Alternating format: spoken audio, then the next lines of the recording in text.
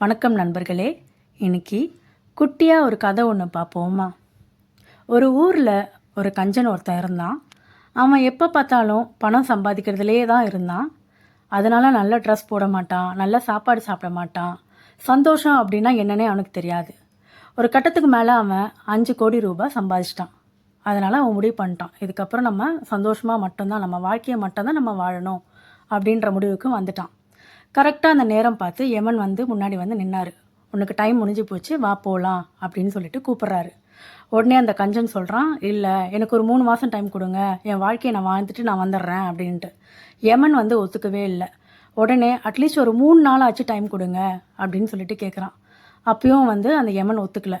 ஒரு நாள் ஆச்சு டைம் கொடுங்க, நான் என்னோடய சொத்தில் பாதி உங்களுக்கு கொடுத்துட்றேன் அப்படின்றான். அப்பயும் அந்த யமன் ஒத்துக்கவே இல்லை.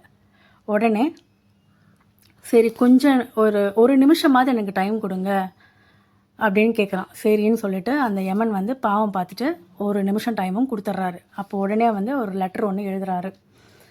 அவர் என்ன சொல்கிறாரு அப்படின்னா, பணம்னு இருக்காதீங்க, உங்களோட வாழ்க்கையை அந்தந்த வயசில் வாழ கற்றுக்கோங்க.